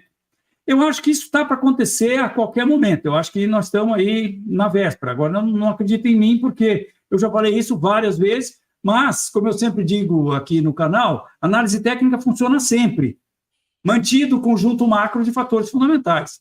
E, infelizmente, a gente lida com o imponderável e pode, a qualquer momento, mudar esse conjunto macro de fatores fundamentais. Felizmente, não muda muito e a análise técnica acerta pra caramba. Agora, lá atrás, quando eu dizia que achava que o mercado ia cair, por exemplo, antes da recessão, falei isso e tudo mais, eu não contava com essa mudança com esse novo fator fundamental, que é o Fed querer segurar o negócio de qualquer jeito, não deixar cair e acabou. E ele é o Fed, né? Então, quantitative easing 1, 2, 3, a dívida americana saiu lá em 2008, estava em 10 trilhões de dólares, agora está 32 trilhões de dólares, né? Os Estados Unidos está quebrado, ele não tem condições, ele vai ter que aumentar imposto para caramba para conseguir pagar o juro da dívida dele, se esse juro se mantiver em 5% aí, e se subir mais, então aí nem se fala, né? Tio Laffer discorda. Hã? Tio Laffer discorda. Já falamos dele, mas o que eu quero... essa aí está aí a dívida americana, 32.800, chegando a 33 trilhões de dólares. Né? A pergunta é a seguinte, uma das considerações que até aquela Katie Woods, daquela ARK Invest, ela tem falado, é que ela está esperando que, não que ela esteja necessariamente autista, mas ela fez esse comentário que a inteligência artificial, eventualmente, vai aumentar demais a produtividade, né? Eu tenho visto que a inteligência artificial está aumentando a produtividade do nosso canal. É ela que faz as capas dos vídeos que a gente publica aqui. Outro dia a gente pediu para ela fazer a cara aliás, nós pedimos para ela fazer a cara dela mesma, e ela fez para a gente um script que depois nós fomos no primo irmão dele que desenha imagens, e ele fez a cara do ChatGPT, e depois ela fez a cara do Crash. O próprio GPT fez ela, olha aí, está aparecendo aí o chat, depois nós já metemos uma boina verde dele, botamos na nossa... porque ele está na nossa equipe agora. Ele está nos ajudando a escolher os ativos, que depois a gente passa pelo crivo da análise técnica para saber quais nós vamos fazer a recomendação. Ultimamente, nós estamos aí de regime, temos feito muito poucas recomendações, porque a gente está em cripto e estamos num inverno cripto, né? Então, a questão é a seguinte: será que é a inteligência artificial, esse aumento da produtividade da inteligência artificial, que está segurando, está fazendo os preços segurarem, embora a gente tenha aí uma quantidade enorme de analistas, inclusive o Michael Burry, que eu comentei aqui, né, apregoando a todos os ventos aí que nós estamos na véspera de uma calamidade pública, uma catástrofe, alguma coisa parecida com 1929, que dessa vez vai cair e não vai ter quantitative easing, coisa nenhuma, nem vai poder baixar juros e tudo mais, né? Então, é justamente que eu estava comentando que é muito difícil fazer uma previsão, porque algumas empresas estão seguindo no caminho de, em vez de eles desenvolverem sistemas mais eficientes, mais inteligentes de fato, eles estão focando em desenvolver sistemas que eles possam vender mais, atingir um público mais numeroso e conseguir mais publicidade, mais lucro. Mas você concorda comigo que há 5 meses atrás, se eu dissesse o seguinte, olha, sabe o que vai acontecer? Sabe uma coisa? Daqui a 5 meses...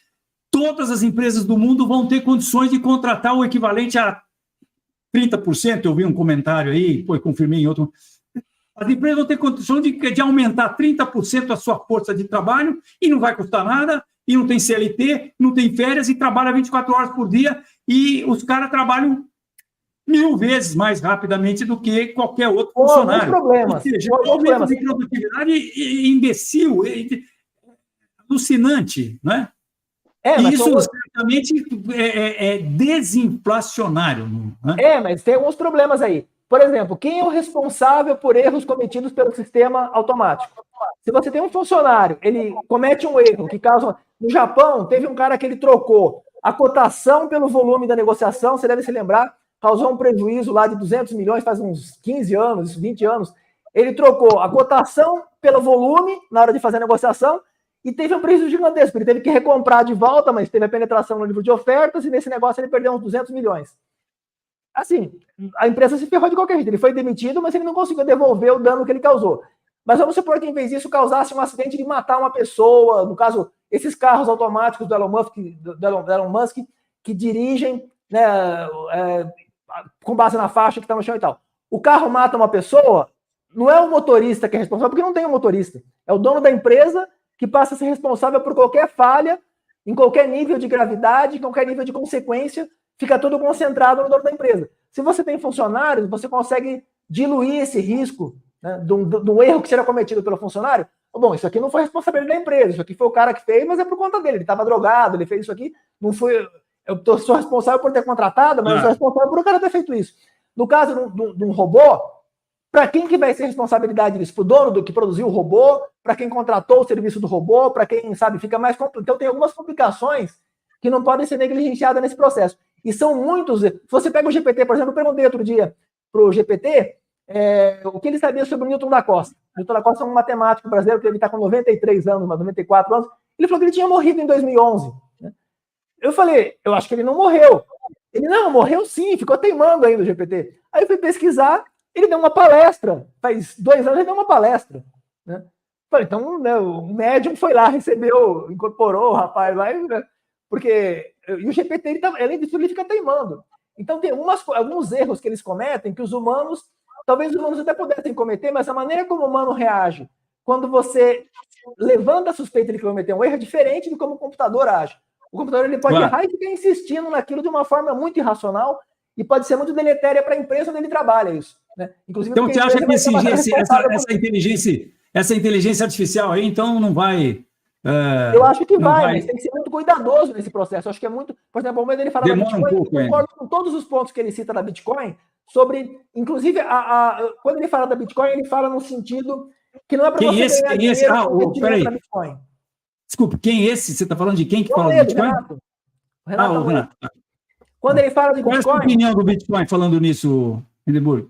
Então, é exatamente o que ele fala da Bitcoin, eu concordo com praticamente tudo que ele fala no seguinte sentido, que quando ele propõe investir em Bitcoin, ele não propõe você investir para ganhar dinheiro com isso. Ele propõe para você se libertar da manipulação de instituições, do governo, para você conseguir desburocratizar muito. Você quer mandar dinheiro para o exterior, você manda fácil. Se você vai mandar 50 mil para o exterior, você tem que justificar a proveniência do dinheiro, justificar a finalidade do envio.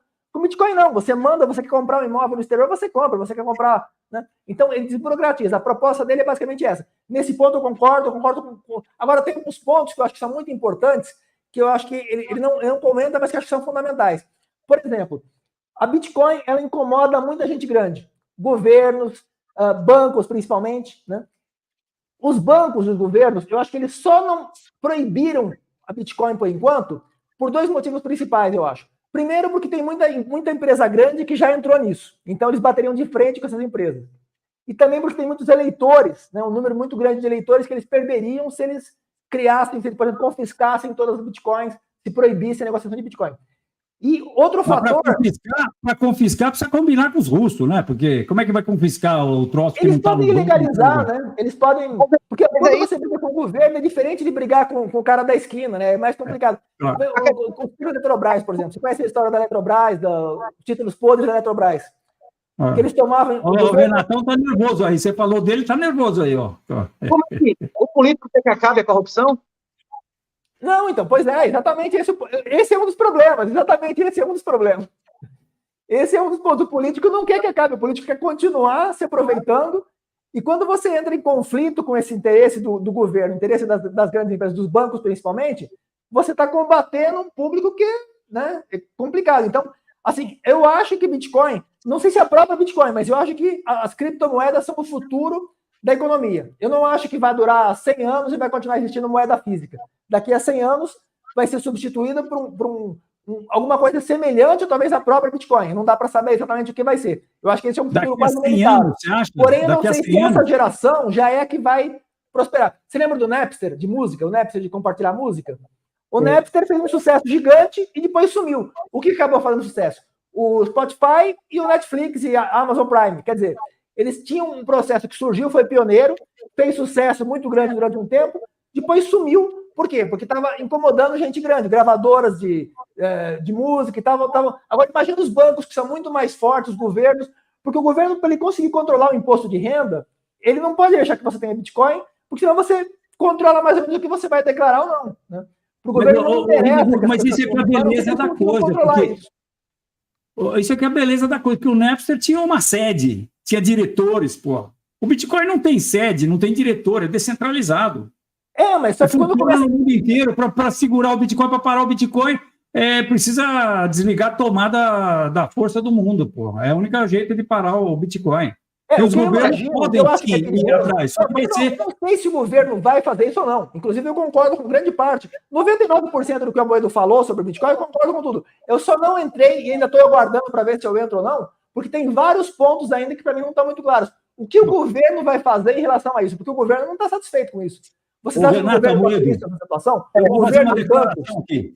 Você é um incompetente, Renato Amoedo. Como é que até hoje você não conseguiu fazer Hindenburg Melão Júnior tomar uma pílula vermelha, uma simples pílulazinha vermelha? Eu tenho aqui, eu tenho umas pílulas aqui vermelhas. Vamos fazer uma vaca, eu e você, Renato, vamos fazer uma vaca, eu dou $5, você dá $5, você vai lá, faz no Hindenburg, a hora que for tomar um chopp com ele, você enfia uma carteira no celular dele, tá certo? E aí a gente manda uma transação de $10 para ele, e pronto, ele vai ver aquela coisa aparecendo na frente dele, sem depender de banco nem nada.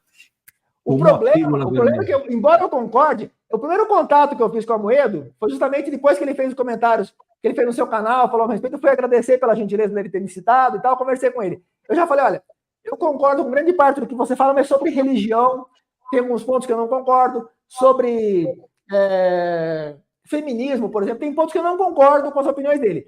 Mas o fato de não concordar não quer dizer que eu não respeite. Ao contrário, eu respeito todas as opiniões, inclusive que são opiniões inteligentes e bem fundamentadas.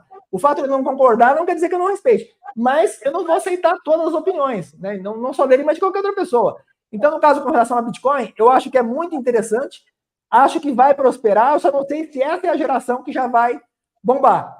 Eu estou aguardando um pouco mais, eu estou aguardando para ver o que acontece. É claro que nesse aguardar eu estou perdendo oportunidades, né? Porque já está... Não esqueça, já estava, né?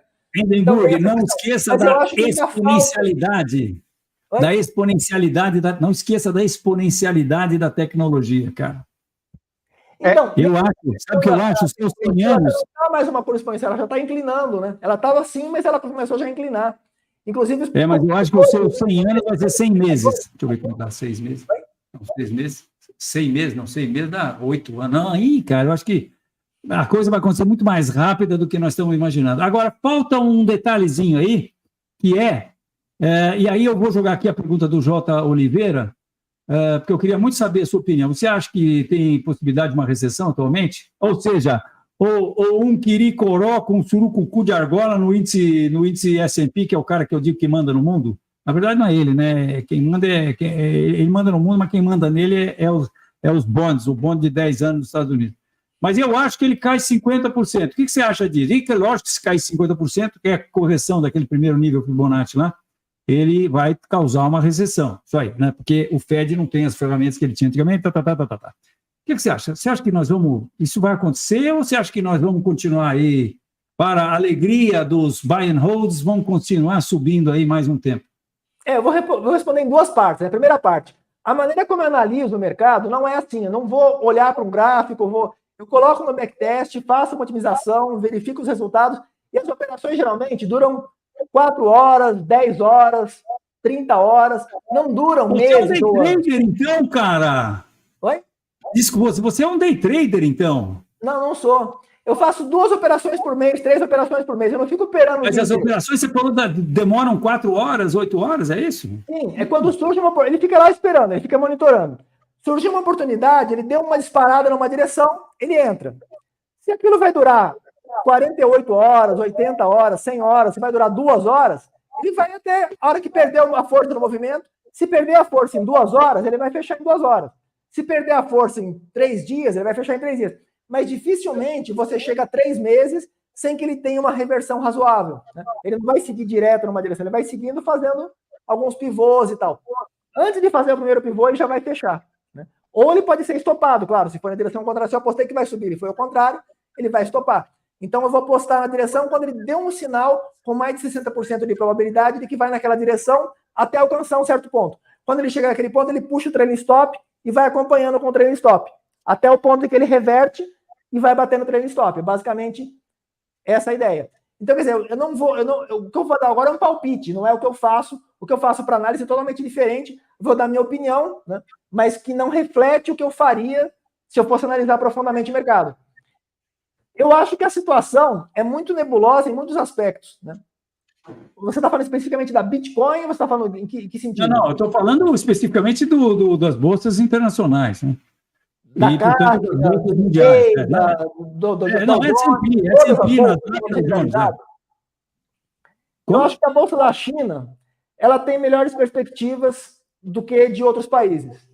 Eu acho que a tendência, não só pelo fato da China ter um crescimento consistente, mas pela política que ela tem adotado desde os anos 70, de investir muito em educação especial. Desde os anos 70 ela começou. A China, a Índia e a Tailândia, em 1975, 77, começaram a investir pesadamente em educação especial. Essas crianças que eles investiram foram se tornar os profissionais uns 15 anos, 20 anos depois. E aí começou a melhorar a tecnologia, a ciência, a educação na China. Consequentemente, teve impacto na economia e no desenvolvimento industrial e em todos os outros aspectos. Nos anos 90, a China já estava produzindo, competindo com outros países. A Tailândia saiu desse processo porque ela interrompeu o investimento. Continuaram a China e a Índia, né? A partir dos anos 90, a China já começou a competir, mas eram produtos ruins, mas baratos. Então, já tinha um começo de competição internacional. Nos anos 2000, 2010, a China começou a alcançar um padrão de qualidade semelhante ao dos Estados Unidos, Europa e Japão, e com preços muito competitivos. Agora, por exemplo, eu tenho um micrômetro que eu comprei da Minipa. Da Minipa não, é da Mitotoyo. O da Mitotoyo, eu paguei 10 vezes mais do que o micrômetro chinês, e são iguais em qualidade. É 10 vezes do preço e é mesmo padrão de qualidade. As medidas, a acurácia é igual, a repetitividade é igual. Todos os parâmetros que eu comparei, eles são iguais e um custa 10 vezes mais que o outro. Quer dizer, a China disparou em termos de qualidade, alcançou a excelência na qualidade, com preços muito mais competitivos. Só que aí tem vários pontos que tem que ser considerados. Não foi só o investimento, teve também, em grande parte, o investimento em crianças talentosas desde os anos 70, mas teve também a mão de obra escrava que eles fazem lá, uma exploração muito grande. Então, isso acho que não se sustenta a longo prazo. Outra questão é a maneira como eles prestam o meio ambiente, né? Eles consomem recursos naturais de forma desenfreada. Não tem leis ambientais, como tem no Brasil, que elas são ruins em alguns aspectos, mas elas são necessárias em outros aspectos. Eu acho que no Brasil tem um excesso de leis ambientais e na China tem falta de leis ambientais. O Brasil podia ser mais flexível, né, em relação às leis ambientais, e a China poderia ser muito mais rigorosa para evitar, porque quando eles esgotarem os recursos naturais, vai ser um desastre, né? Não só na China, mas em escala mundial. O Brasil, ele preserva o meio ambiente, mas ele ferra os empresários. Então, teria que haver um equilíbrio nesse processo. Por exemplo, tem um rapaz que ele tinha uma fazenda, tinha um filete de água que passava em frente à casa dele, um córregozinho, assim, de uma sarjeta bem pequena. Ele desviou, colocou atrás da casa, foi multado, 15 mil reais pelo Secretaria do Meio Ambiente, porque ele desviou sem pedir permissão, dentro da casa dele. O córregozinho passava dentro da casa, falaram que afetou o ecossistema, que ele prejudicou. Ele desviou, passou na frente da casa por trás, ele não afetou nada ali. Quer dizer, tem um rigor excessivo, né, em questões de meio ambiente no Brasil, e na China tem falta disso. O que, em alguns aspectos, pode ser até positivo até um certo ponto, porque eles cresceram e agora alcançaram o top mundial, agora eles tinham que reposicionar essa questão ambiental para eles não explorarem em excesso e prejudicarem, porque eles não vão se manter. A Ilha da Páscoa, por exemplo. A Ilha da Páscoa quebrou porque eles consumiram os recursos ambientais até o ponto de esgotar, né? Então, a Ilha da Páscoa é pequena, então eles foram migrando, saíram de lá. Acabou. Agora a Terra vai migrar para onde? Para Marte? Vai esperar o Elon Musk conquistar Marte e vai mudar para Marte? Então é bem mais complicado. Se fizer isso com o planeta, tem que ter uma preocupação ambiental, mas tem que ser equilibrada com a produção industrial.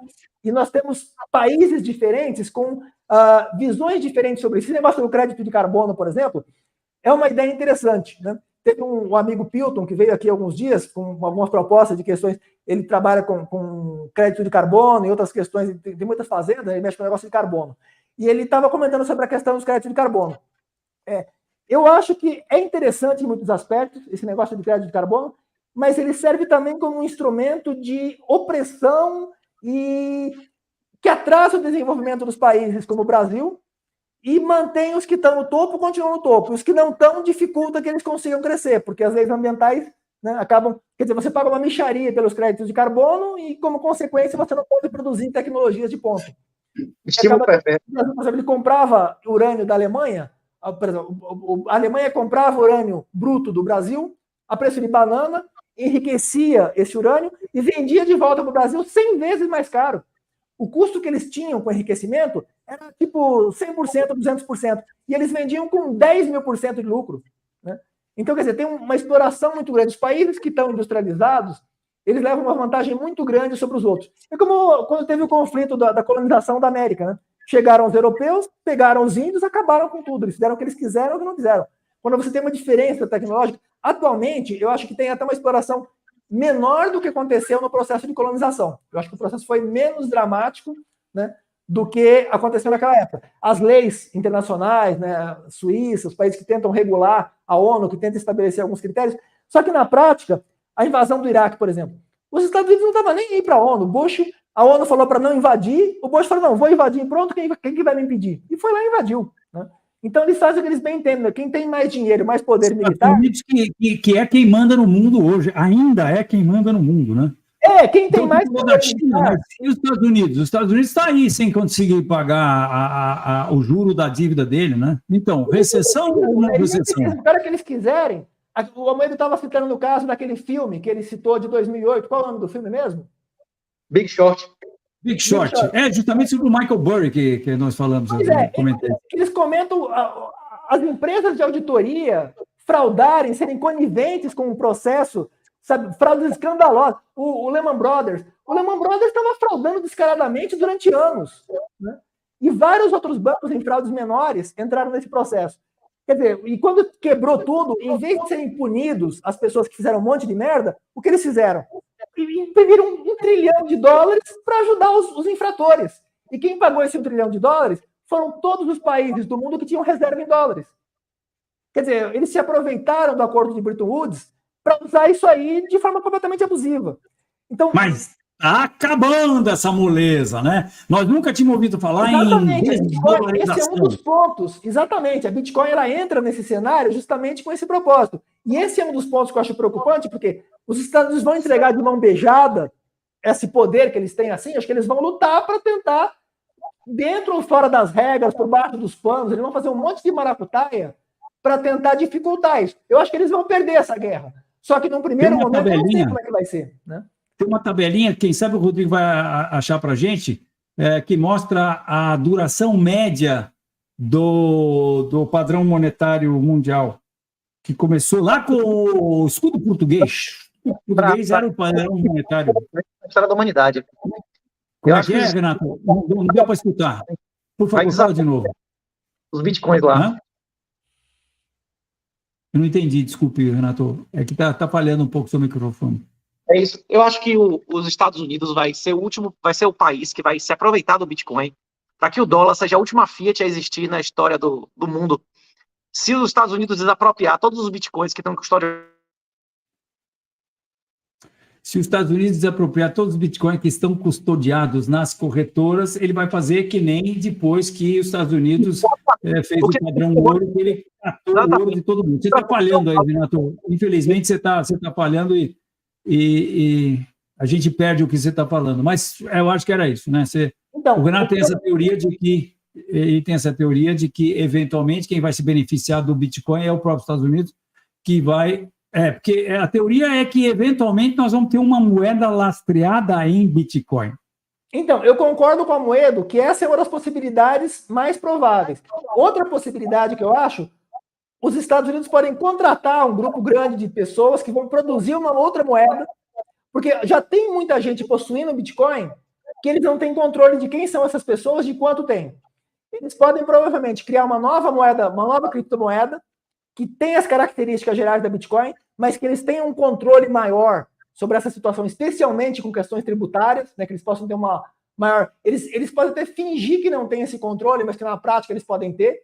Mas aí precisa combinar com os russos, e nesse caso os russos somos nós. Eu vou querer usar a moeda que vai estar sendo controlada, que eu vou fazer compra na farmácia e o cara vai saber qual é o remédio, que coisa que eu comprei na farmácia, e que ele pode... A gente não vai querer, mas a gente gosta de pagar imposto, a gente não tem muita escolha, não é uma questão da gente querer. Eu não gosto de pagar imposto, eu não gosto, tem um monte de coisa que a gente é meio obrigado e não tem muita escolha. Se eles impõem alguma coisa, fica complicado. Então, Eu acho que o ideal, e acho que é o que vai acontecer, a média, inclusive por uma evolução social da humanidade, essa questão da Bitcoin, eu acho que ela chegou, eu acho que a Bitcoin surgiu mais ou menos uns 50 ou 100 anos antes do que deveria, talvez. Eu acho que ela surgiu, o mundo acho que não está maduro o suficiente para receber a Bitcoin, talvez. Talvez já esteja. Né? O mundo está se adaptando, inclusive esse crescimento rápido que teve da Bitcoin, eu acho que é justamente um reflexo de que as pessoas não estavam preparadas, porque se estivessem preparadas, tinham comprado em 2010. Se as pessoas tivessem percebido o que a Bitcoin representava em 2010, 2011, já tinham comprado de monte. Começaram a entrar depois, porque a TV estava falando, estava todo mundo falando, eles entraram meio que em processo de manada. Mas quem entrou no começo, justamente, né, era o pessoal que já tinha uma visão diferenciada em relação a isso. Então, eu acho que assim, o que o Medo falou, eu concordo, que acho que os Estados Unidos é um caminho possível, mas eu acho que tem outras possibilidades e algumas delas, porque em qualquer maneira que seja, qualquer caminho que siga, eu não sei se os Estados Unidos vão conseguir ou não. Não só os Estados Unidos, mas a China, a Alemanha, a Índia, todos os países, os mais ricos da Europa, da Ásia e da América do Norte, eles vão tentar, na medida em que eles puderem, eles vão tentar manter o controle que eles já têm. Ninguém vai querer entregar o osso assim, sem lutar pelo osso. Eles não vão conseguir a longo prazo. Eu acho que em algum momento vai haver um processo de substituição das moedas que estão em circulação atualmente, as moedas físicas, nem são físicas mais, né? Tem muito mais cartão de crédito do que moeda física, mas as que têm um lastro, né, vão ser substituídas, eu acho, não sei se propriamente pela Bitcoin, mas pelas criptomoedas ou alguma coisa muito semelhante às criptomoedas. Acho que é um processo inevitável. Né? Não tem, a partir do momento que surgiu essa tecnologia, não tem como mais ela ser boicotada a ponto de desaparecer. Mas, especificamente a Bitcoin, especificamente o Ethereum, especificamente a Litecoin, algumas especificamente, eu não sei qual delas ou quais delas que vão realmente substituir as que estão existindo atualmente. Por isso que eu estou aguardando um pouco mais para ver como vão ser os próximos passos. Porque está muito claro, bancos não estão satisfeitos, Estados Unidos não está satisfeito. Inclusive esses bancos, esses novos bancos digitais, os bancos não gostam muito disso. Alguns estão imitando, né? Ou aquele C6 é meio que uma imitação do Nubank, né? O C6 é do Pactual, né? Então, quer dizer, eles estão criando versões para tentaram combater de algumas formas e, ao mesmo tempo, estão imitando de outras formas, mas não da mesma maneira. E a Bitcoin, imagina que é possível que os Estados Unidos criem a própria moeda deles, deem um jeito de maquiar para parecer que não é, que eles não têm controle, quando, na verdade, eles podem ter um controle oculto, né? A gente não perceba, não saiba. Eles podem contratar um cara que aparece como um hacker, aparece um novo Satoshi, né? Um cara que aparece aí do nada, não sabe que tem uma ligação, que é um representante do governo, ele está sendo patrocinado pelo governo, ele sai por aí dizendo, eu inventei uma nova moeda e tal. O próprio governo financia a mídia para divulgar esse negócio começa a disparar, a crescer, e é uma moeda que, por trás, o governo está lá manipulando tudo aquilo, só que está fingindo que é uma moeda como a Bitcoin. A gente vai engolir isso aí sem saber, não tem nem como saber que eles estão fazendo isso. Eu não engulo, eu e o Renatão não vamos engolir essa, hein, Renatão? Eu vou cuidar de você, você cuida de mim, para a gente não engolir você está contando. Eu acho assim, tem essa possibilidade. Não estou dizendo que vai acontecer isso, mas tem essa possibilidade que a gente não pode descartar esse risco. Né? Porque tem muita gente grande envolvida nesse negócio que não quer que a Bitcoin cresça. Tem gente que quer, a maior parte eu acho que quer, e muita gente que está se sentindo lesada por isso e que quer impedir que ela cresça. E esse pessoal que está impedindo é pessoal grande, é banco, é governo. Né? Então, lutar contra o governo é uma luta dura, né? Porque eles podem, inclusive, mudar a lei para ilegalizar alguma coisa que você está fazendo que é legal. Você está agindo dentro da lei e eles mudam a lei para te ferrar. Então, é muito complicado lidar com o governo. Né? Os bancos é menos, né? Mas com o governo também é bem complicado. Uma ameaça maior do que a criminalização é a captura administrativa, que foi o que você falou, do governo começar a reduzir a fugibilidade, regulamentar. Isso, para mim, é uma ameaça muito maior do que a proibição. Na hora que proíbe, ele perde o controle, porque ele não tributa mais, ele não regula mais, ele não sabe mais que endereço. Para mim, a proibição é uma ameaça menor do que a captura administrativa. A questão é que, para haver a captura administrativa, os políticos teriam que renunciar ao interesse deles para buscar o interesse do governo. Porque não é do interesse do político que o governo, que inclusive pode não ser ele daqui a 4 anos, controle absolutamente todas as transações do mundo, né? Ele vai querer proibir. Tem vários dispositivos legais que eles... Oi? Como? Não entendi. Porque eles têm vários dispositivos legais que eles podem utilizar para fazer praticamente o que eles quiserem. Né? O governo pode mudar as regras do jogo. Até, por exemplo, quando teve a crise de 1929, eles afundaram e não tiveram o que fazer. Em 2018, ele já tinha a possibilidade de imprimir moeda. Eles não tinham como fazer em 1929, porque os países do mundo não estavam lastreados em moeda. Eticamente, eles não deviam ter feito isso. Eticamente, o que eles fizeram em 2008 foi um furto, né? Foi um furto, porque eles desvalorizaram os dólares do mundo inteiro para imprimir moeda internamente. Né? Uma moeda doméstica desvalorizou o mundo todo. Agora, no caso do Bitcoin, eles podem fazer qualquer coisa que eles queiram, com o amparo da lei, mudar a lei para que a lei dê amparo a qualquer decisão que eles tomem, e isso é muito complicado, porque você vai combater com quem faz a lei, né? A pessoa que faz a lei diz o que é certo e o que é errado, é muito difícil lutar numa situação dessas, né? Mas eles, em 2031, fizeram o que eles fizeram em 2018, só que 3 vezes menos. Eles dobraram a base monetária dos Estados Unidos, expropriando o ouro de todas as pessoas a $20, e depois ele disse que a onça era $35. Eles dobraram a base monetária em 31, não é isso? Eles fizeram. Porque quando a moeda de depósito era o ouro, eles não emitiam ouro, eles não tinham a possibilidade de imprimir ouro. O ouro tem um valor intrínseco, né? O ouro tem valor intrínseco. Agora, o dólar é papel. O dólar tem um valor abstrato que só existe se você atribui e se as pessoas acreditam que tem aquele valor. Então, eles podem imprimir ouro, mas eles podem imprimir dólar, mas não podem imprimir ouro. Então, em 2008, teve uma situação que não existia um análogo. Em 1929, não tinha esse análogo de imprimir ouro. Como é que eles imprimiam? Agora, dólar, não só podiam, como fizeram, né? Fizeram descaradamente, de uma forma completamente abusiva, né? E trocar PEG, porque o PEG, durante mais de 100 anos, foi $20 uma onça. Aí, de repente, passou até 35. E ninguém podia ter ouro, né? Não era crime ter ouro, o cara ia preso. Se você não entregasse seu ouro, cadeia e multa, né? Então, esse tipo de situação com Bitcoin, você imagina, não é exatamente a mesma coisa, mas eles podem criar um dispositivo legal que eles façam uma coisa parecida, ou eles podem não ter, porque vamos supor que tenha, sei lá, 30% da população comprando Bitcoin. 30% de eleitores, né? Sei lá, 40% de eleitores, eles não vão querer perder 40% dos votos. Mas eles podem fazer como fez o Collor, por exemplo. Se você tem menos de R$50, você fica com seus R$50 lá. O que eu passar de R$50, a gente vai confiscar. Então, eles podem fazer isso com Bitcoin. Se você tem até tantos Bitcoins, tantos satoshis, você não tem problema, você continua com o seu dinheiro. Agora, se você ultrapassou isso aqui, não vale, você não pode, é ilegal, você tem que doar, você tem que, sabe? Vai dizer, perdi a chave, perdi a senha. É isso. Eles podem proibir as pessoas de ter ouro, mas eles não podem proibir o ouro de ter valor. Eles podem dizer o que vale, mas eles não podem criar ouro, é isso. Eles podem dizer um problema, que é assim, ó. Vamos supor que eles proibiram, você tem a chave e tal. Só que, se você tentar negociar, você vai estar agindo fora da lei. Aí você vai chegar no lugar, vai chegar na padaria, vai chegar no negócio, vai querer comprar com Bitcoin. Ele fala, olha, isso aqui é legal, eu não posso aceitar isso aqui, porque o cara, ele não percebe que ele está, na verdade, conspirando contra ele próprio, porque se o cara recusa Bitcoin, ele está prejudicando todo mundo. Só que ele está com medo da lei, porque a lei tem aquele peso psicológico, o cara, eu não posso, eu vou ter, olha, desculpa, mas eu não vou poder ser. Então, quer dizer, você tem a chave, mas só que você precisa que outras pessoas recebam as suas Bitcoins, aceitem aquilo como tendo um valor aceitável. A partir do momento que se transforma em ilegal, se o governo transforma aquilo em ilegal, as pessoas acreditam no que o governo diz, na autoridade do governo de determinar o que é e o que não é legal. Então, é difícil você combater esse tipo de coisa. E mesmo que seja possível combater, e mesmo que seja possível combater, como que vai combater? Com uma revolução? Uma revolução é um processo complicado também, né?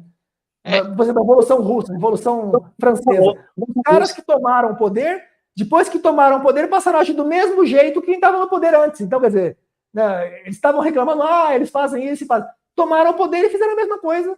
Perfeito. Então, mesmo que tenha uma revolução, será que essa revolução resolveria o problema? Ou quem entrasse no poder em seguida voltaria a fazer o que o governo estava fazendo antes?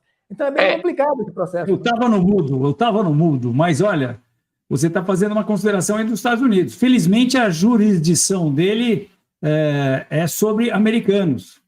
E americano tem 200 milhões no mundo, 250 milhões no mundo. Lá na China tem 2 bilhão, lá na Índia tem mais não sei quantos bilhão. Em El Salvador tem mais um monte de gente lá que, pelo jeito, vai continuar usando Bitcoin. Então, essa aqui é a grande diferença. Quer dizer, hoje está uma briga grande fazer uma política queria ser seguida no mundo inteiro. Hoje não precisa ser seguida no mundo inteiro. E hoje os Estados Unidos está tendo que ver aí com a desdolarização, né?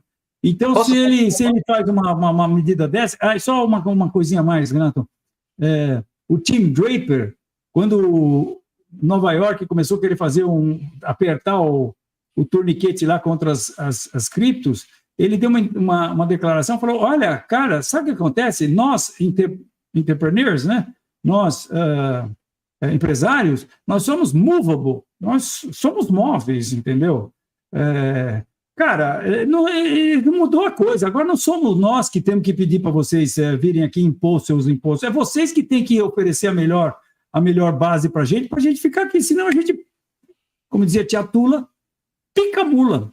Diga lá, Renatão. O pessoal do Ancaptor está pedindo para eu avisar que quando acabar esse podcast aqui, eles vão fazer um react, eu vou participar, a gente vai reassistir isso, comentando do passo a passo lá no Capitol. Quem quiser o link tá lá no meu Twitter, hein? Renato, não vai ficar falando mal de mim, hein, pô, vê lá, hein, sou teu amigo, hein, pô, caramba. Bom, moçada, como eu disse no início, a gente tem papo aqui para varar a noite e ainda assim ia sobrar muita coisa para a gente discutir, né? Então, eu quero aproveitar para dizer para vocês, e de repente eu crio um comentáriozinho rapidinho de você, porque eu vou fazer uma live falando sobre isso aqui. Mas o Rodrigo fez uma enquete aqui, agora, e eu quero apresentar o resultado da enquete, porque várias pessoas participaram. E a enquete é a seguinte, a pergunta da enquete, o que você acha mais importante para um trader, para o trade, aliás? O pré-trade, sem especificar muito o que é, mas o que é mais importante para o trade? O pré-trade, o trade ou o pós-trade? O pós-trade ou todos? E aí, o resultado da enquete, pré-trade 27%, trade 10%, pós-trade 7% e todos, pré-trade, trade e pós-trade, 57%. Então, o grande vencedor foi o todo. Mas eu tenho uma opinião diferente. Eu acho que o que é mais importante, e que vamos dizer que cada um desses, o trade, o pré-trade e o pós-trade, sejam 3 exames que a gente vai fazer para tirar o certificado de obter sucesso nos mercados de risco. Eu vou jogar aqui, quero ver a opinião de vocês só nesse aspecto, rapidinho. Eu acho que pré-trade é peso 10, pós-trade é peso 10 e trade é peso 80. Você deve estar estranhando, né? Mas tem uma razão para isso. É porque no trade é que a gente vai fazer aquilo que é a coisa mais importante que existe para um trader, que é position sizing, que é determinar o tamanho da sua posição. Todo mundo fala muito de o que operar, quando operar, que é pré-trade, mas não se fala muito, os livros falam muito pouco também da variável que é a mais importante de todas, na minha opinião, que é o quanto operar, não é o que e quando, é quanto operar, porque isso está diretamente ligado com o controle de risco, e eu queria ouvir a opinião do Renato para começar e depois do Hindenburg, por favor. A gente já conversou sobre isso aqui, que o mais importante não é a sua lucratividade, o mais importante é sobreviver até o final, né? E o position sizing, como o negócio do método Dealer, é isso, a gente conversou sobre isso, né? Depende do que você considera dentro do pré-trade, trade e pós-trade. Se no trade tiver a gestão de risco, realmente é 80% da importância. Porque é mais importante você do que você ter uma trade altíssima e você ser eliminado, né? Gestão de risco é no trade, é na hora que você vai fazer, porque pré-trade é você antes de operar, né? Antes de operar, você vai ter que saber o que você vai operar, quando você vai operar. E na hora do trade, você vai ter que dar ordem. Na ordem consta o tamanho da posição. E esse é o mais importante. Na 11ª, botar o dinheiro todo na mesa e perder tudo, né? É isso aí. Hindenburg. Então, a questão tem que primeiro definir exatamente o que significa pré-trade, né? Porque o pré-trade vai significar todo o estudo que você fez ao longo da vida, antes daquele trade. Quer dizer, o preparo que você fez algumas horas antes, o que você tomou decisão algumas horas, alguns minutos antes. Qual o significado exatamente desse pré-trade? Né? E a mesma coisa para o que e quando operar. Isso é que a gente define para a gente ter um parâmetro. Né? O que e quando operar. E o trade é que você vai fazer o trade. Você vai fazer o trade, você vai dar ordem. Né? Você vai dar ordem, vai executar, você vai ter que saber se você vai fazer uma ordem a mercado, se vai colocar o seu stop, e pronto, aí sua posição está estabelecida aqui, e, portanto, em colocando a ordem é quando você vai estar definindo aquela que eu acho a mais importante variável, que é quanto operar, quanto você vai votar, quantos contratos você vai fazer, quantas criptomoedas você vai comprar, etc. E que tem a ver totalmente ligado com o controle de risco. A quantidade é muito importante. É difícil definir exatamente qual o mais importante, mas porque você tem que quantificar isso de uma maneira, né? Para esses valores 10, 80, é uma variação subjetiva quantificada, transformou num número, mas assim, o que significa esses 10, seria porcentagem de peso na probabilidade de sucesso, né? Os anos significariam essas porcentagens. No caso, o que eu faço? Que você falou, se o cara jogar a moedinha, né? E, cara, ele compra, coroa, ele vende, ele vai se dar muito bem, desde que ele esteja um controle de risco. Que se perder, ele perde pouco, se a pessoa investe 100% numa operação e ela perde, ela se ferrou. Se ela opera sem stop, né? Então, quer dizer, nesse aspecto, 100% depende de como a gente mede isso, depende muito do significado que a gente atribui a essas três palavras, né? O pré-trade, pós-trade, no caso, gestão de risco, no caso, se você aplica com alavancagem e você faz uma operação errada, apostando 100% e sem stop, você corre o risco de acabar. Então, 100% do negócio depende daquilo. Se você faz uma gestão razoável, pelo menos, que você coloca 10%, 5% com stop de 1%, 2%, você tem o papel que vai ter essa gestão de risco, passou a ser menor, não porque ela seja menos importante, mas sim porque você já controlou aquilo, você já limitou que você não vai se expor completamente. Tudo isso está acontecendo no trade. Na verdade, eu estou lançando esse conceito de pré-trade, trade e pós-trade, porque eu acho que é importante que as pessoas entendam que existem essas três etapas para você especular nos mercados de risco. E que todas elas são importantes, logicamente. Isso é muito bom. Se você puder acertar mais do que você erra, está tudo bem. Mas não é o que é mais importante, porque você pode muito bem acertar, como você mesmo falou. Você pode acertar 30%, errar 70%, só que quando você perde 1%. Quando você ganha 4%.